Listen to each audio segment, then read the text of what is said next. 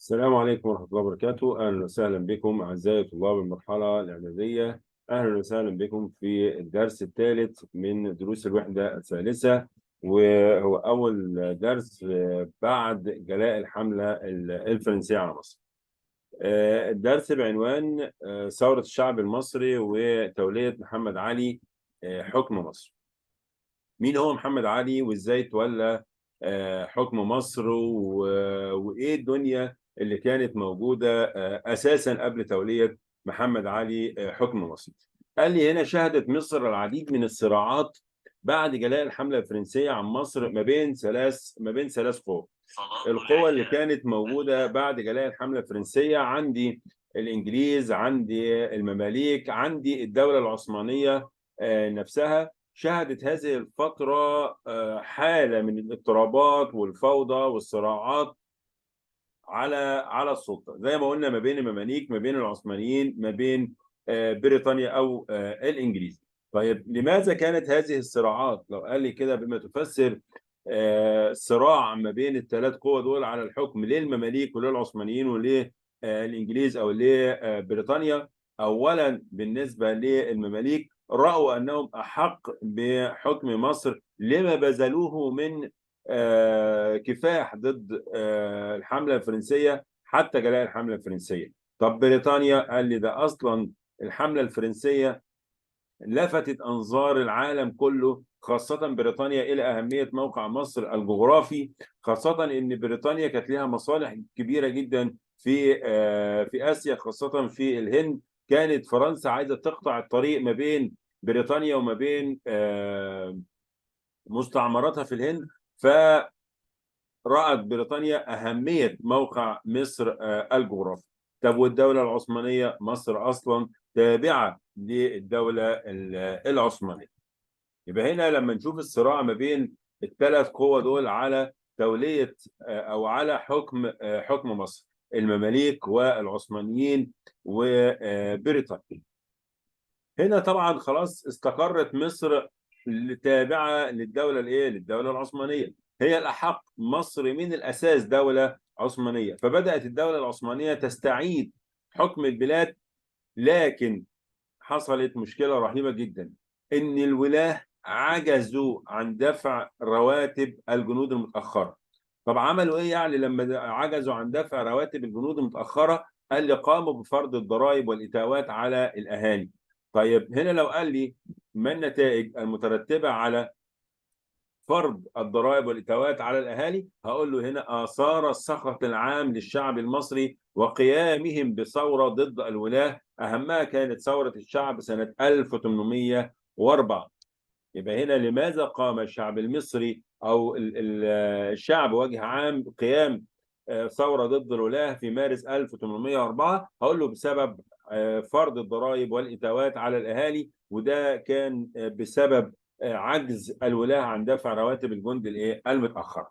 طيب محمد علي كان موجود في الفترة ديت، وبنقول ان طيب مين هو اساسا محمد علي دوت، وجي امتى مصر وايه دنيته؟ قال لي هنا خشي محمد علي. محمد علي جه مصر مع الحملة العثمانية التي جاءت إلى مصر لجلاء الحملة الفرنسية عن مصر، أو لإجلاء الحملة الفرنسية عن مصر إن صح التعبير بشكل عام يعني. محمد علي جاي كقائد للجند الألبان من ألبانيا. ألبانيا موجودة شمال بلاد اليونان. جميل. فهو قائد للجند الألبان جاء إلى مصر مع الجيش العثماني لطرد الفرنسيين من مصر، ونزل إلى مصر. طيب محمد علي في الفترة ديت قلنا خشي أن تصيب الثورة جنوده. تمام. طيب عمل إيه؟ قال لي جهر بالانضمام إلى العلماء والمشايخ، واختلط بالأهالي، وتعهد لدى العلماء والمشايخ ان هو هيرفع الضرائب عن الناس، هيتدخل لدى الوالي العثماني وان هو يرفع الضرائب عن الناس.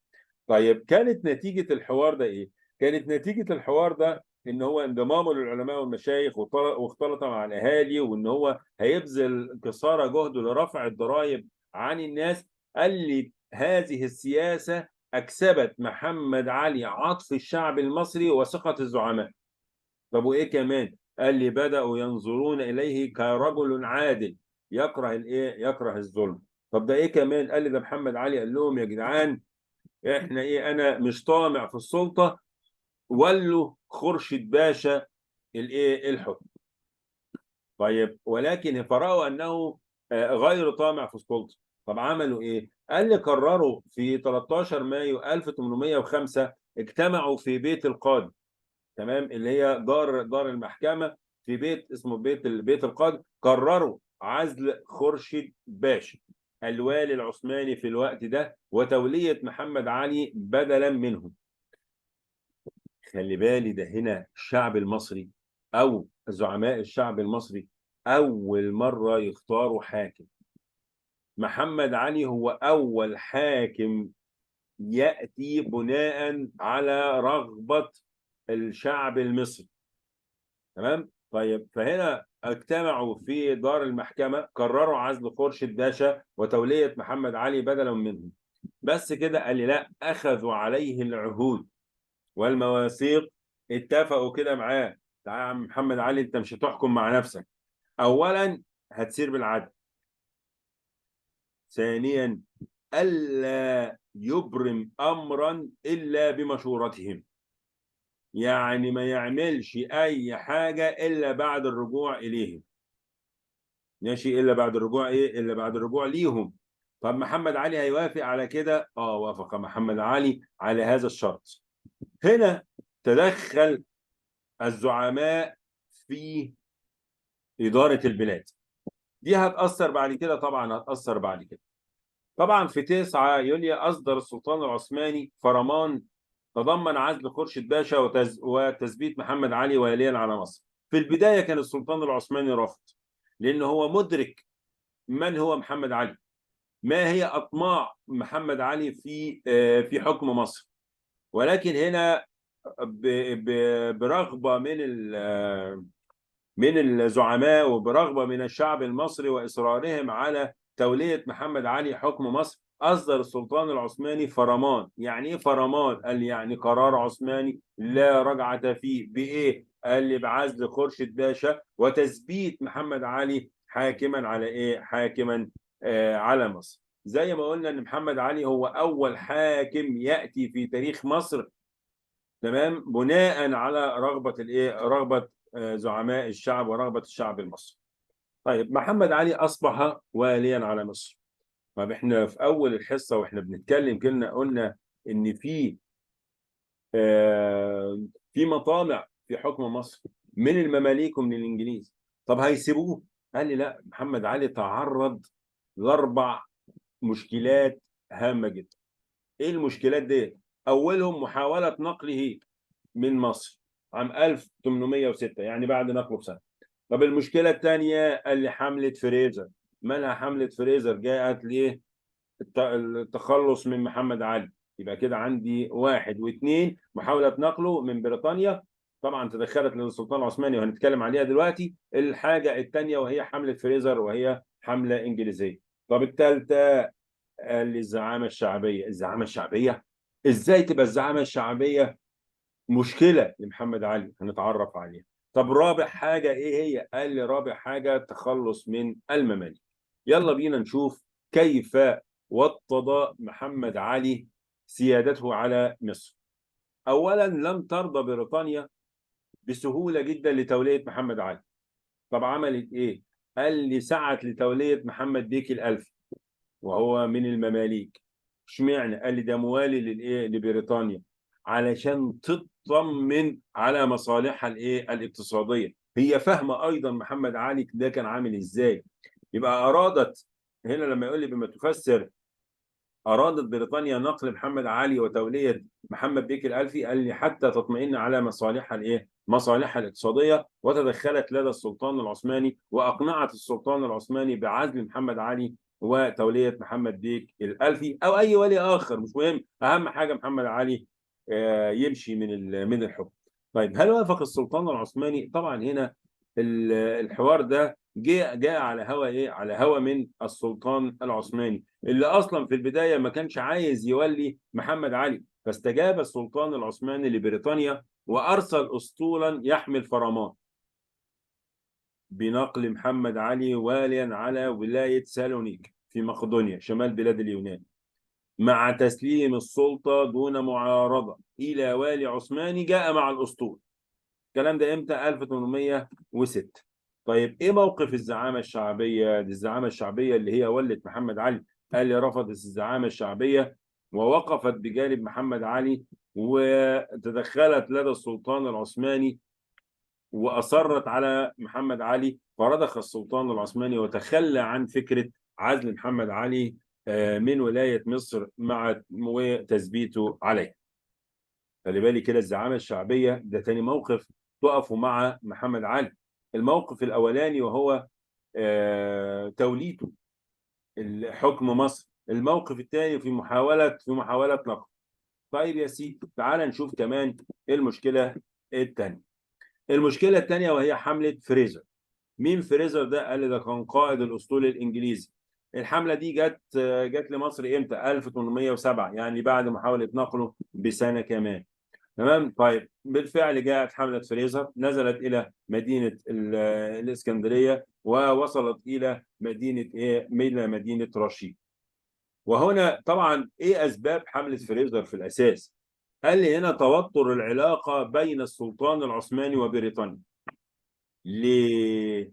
قال لي هنا بسبب رضوخ السلطان العثماني لمين؟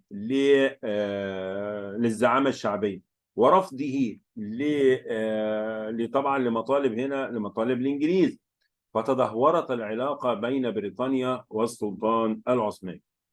رغبة بريطانيا في احتلال مصر. خلاص بقى دلوقتي يا عم السلطان العثماني انت مالكش عندنا أي حاجة. تمام. فرغبت في احتلال مصر وخلع محمد علي وتثبيت تابعها محمد بيك الألفي المملوك. طيب نزلت اسكندرية، دخلت على رشيد والحماد، وهنا وقف الشعب المصري مرة أخرى والزعامة الشعبية بقيادة عمر مكرم مع محمد علي. قاوموا الحملة البريطانية في رشيد والحماد مقاومة شديدة جدا، ورجعوها مرة تانية على إيه؟ على اسكندرية. طب محمد علي كان فين؟ قال لي لا، محمد علي كان في الصعيد بيطارد المماليك. بيعمل ايه؟ بيطارد المماليك. فجاء محمد علي مسرعا وحاصر مدينة الإسكندرية، و طبعا اضطر هنا الإنجليز إلى الجلاء بعد طبعا مقابل الإفراج عن الأسرى الإنجليز. ودخل محمد علي اسكندرية منتصرا. هنا خلي بالي ده ثالث موقف يبقى مع محمد علي من الشعب المصري ومن الزعامة الشعبية. أول موقف هو تعيين محمد علي واليا على مصر بإرادة شعبية. ثاني موقف تثبيت محمد علي على حكم مصر بعد محاولة نقله. ثالث موقف هنا وقوف الشعب المصري بقيادة هنا السيد عمر مكرم ضد حملة فريزر ومقاومتهم في أهالي رشيد والحماد الحملة، وعودتهم مرة أخرى إلى اسكندرية، ثم محاصرة محمد علي لمدينة الاسكندرية وجلاء الإنجليز من مصر. طيب ثالث مشكلة وهي مشكلة رهيبة جدا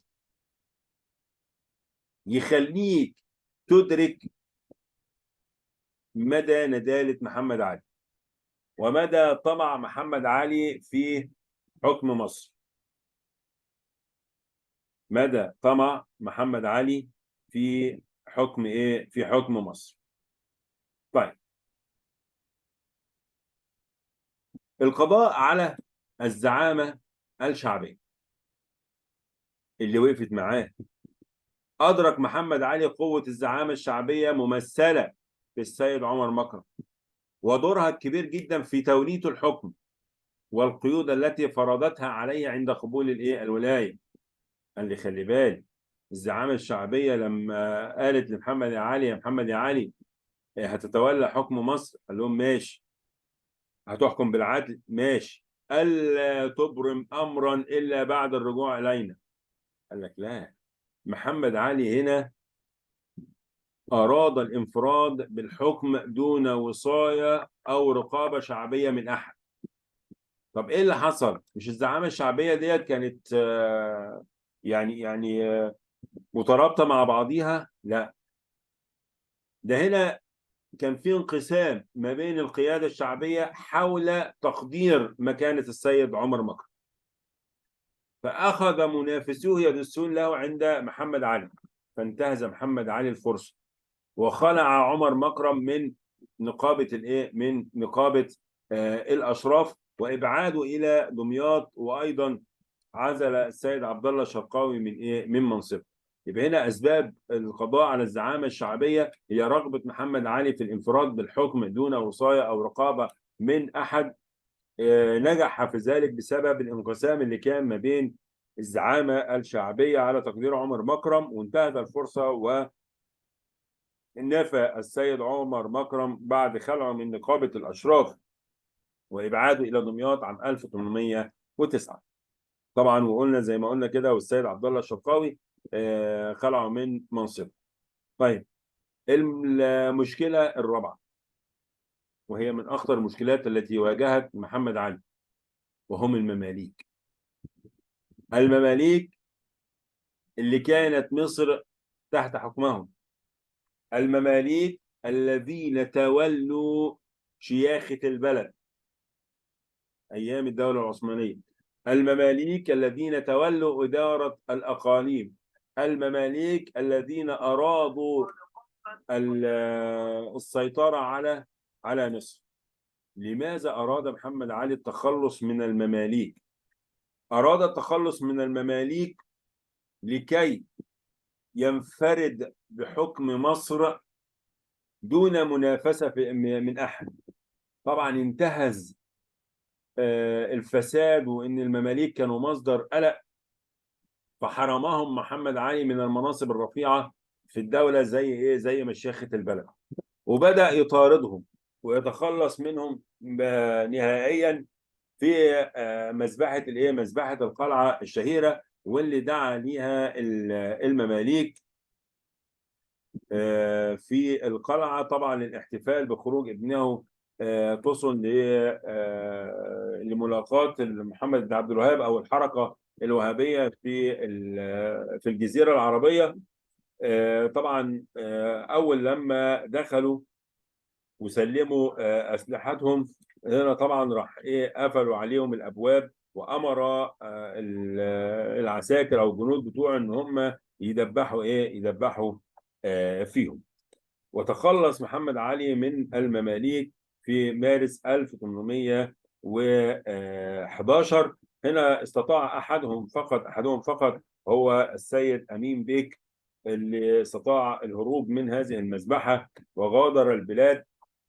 وبعدها بدأ محمد علي هنا كلف ابنه إبراهيم بيك بمطاردة المماليك إلى إيه؟ إلى السودان. وبذلك استطاع هنا محمد علي التخلص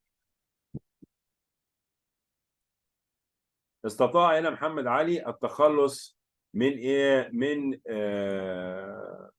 من منافسيه، واستقر له الحكم في البلاد. كده احنا اتكلمنا النهارده ازاي محمد علي استطاع تولية حكم البلاد، استطاع ايه اللي هي المشاكل التي واجهت محمد علي، وهم عندنا الاربع مشاكل مهمين. هو طبعا عندي محاولة نقله الى ولاية سالونيك، هنا عزله او حملة فريزر، ثالث حاجة الزعامة الشعبية، واخر حاجة المماليك. بكده أصبح محمد علي منفردا في حكم مصر، وبدأ للنهضة في مصر سواء داخليا أو خارجيا. بكده أحبابي أنهينا الدرس بتاعنا، درس مهم هو ثورة الشعب المصري وتولية محمد علي حاكما على مصر. إلى اللقاء في الدرس القادم بإذن الله. هي نهضة أو محمد علي وبناء مصر الحديثة. ما تنسوناش من دعمكم، لازم تعملوا لايك وسبسكرايب للفيديو والقناة، وتكتبوا لنا تعليق عشان تقولوا لنا ايه الأسئلة. لو في حد معاه أسئلة يكتبها لنا في التعليق، او برضو يقول لنا تعليق عن الحلقه وايه اللي عجبه وايه اللي ما عجبوش.